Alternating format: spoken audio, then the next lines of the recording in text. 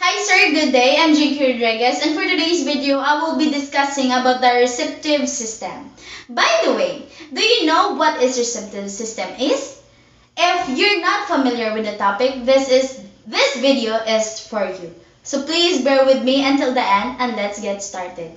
The receptive field compasses the sensory receptors that feed into sensory neurons and thus includes specific receptors in the neuron, as well as the collective of reception that are capable of activating a neuron via synaptic connection. Receptive fields are found throughout the body, including over the body surface, in tissues such as muscles, joint, and the eyes, and the internal organs. The concept of the receptive field is essential to sensory neurobiology because it provides a description of the location at which a sensory stimulus must be presented in order to elicit the response from a sensory cell. There are five general senses. These include the sight or vision, hearing, smell, taste, pain, or touch. First is the sight or a vision that consists of the eye, almost 360-degree field of vision. Slot the rectangular pupils provide a wider visual field that is provided by the pupils of the predators. Humans, eagles, and other predators, however, have more depth perception because the frontal placement of eyes permit a larger field of binocular visions.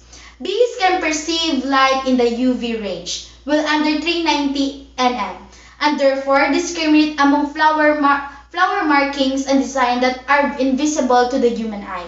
Sheep, goat, and horses cannot see red, while white swine and poultry are presumed to see all colors. Second one is hearing.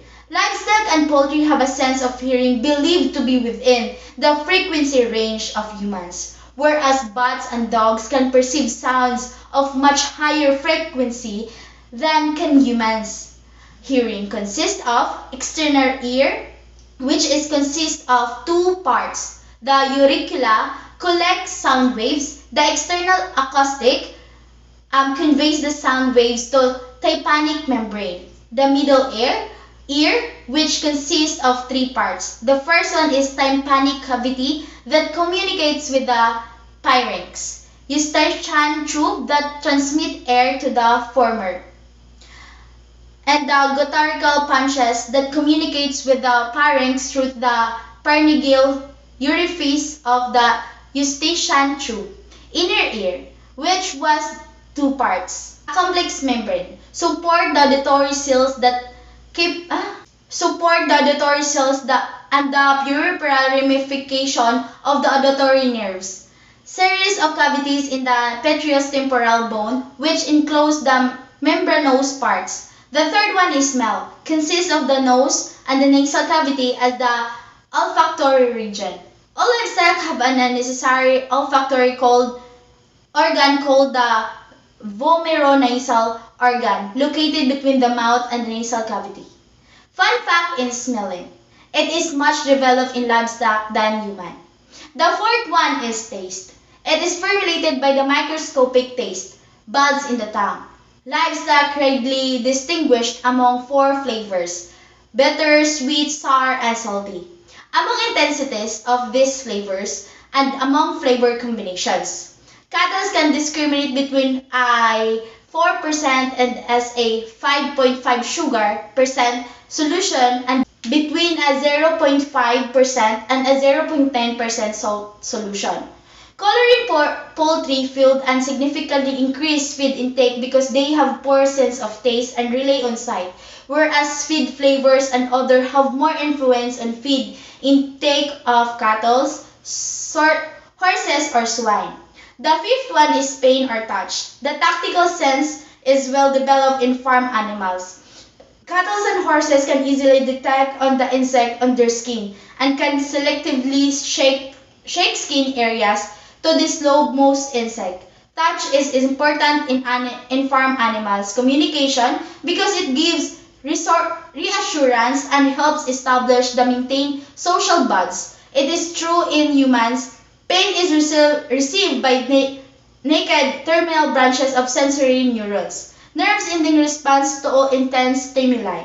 Sensation of pain is a natural protective means of alerting the body to prevent further damage to body tissues. The pain receptors are often called nociceptors from the Latin word noceo, meaning to injure. There are three special senses which are the proprioception, melination, and spinal tracts of peripheral sensory nerves and visceral sensation. The first is the proprioception, also called muscle sense, which indicates the relative positions of the various parts of the body without using the eye. Sense of position is important in physical activities such as walking, running, fighting, and grazing. The second one is melination and spinal tracts of the peripheral sensory nerves. Tendency of nerve fibers carrying impulses for touch, pain, heat, or cold to the group in specific tracts of the spinal cord. The third one is visceral sensation. It involves structures within the body cavities. Organic sensations such as hunger, thirst, sexual, and sensations of bladder fullness are carried by the visceral afferent nerves. And that's the end of my topic about the receptive system. Again, this is Jinky Rodriguez. Have a good day.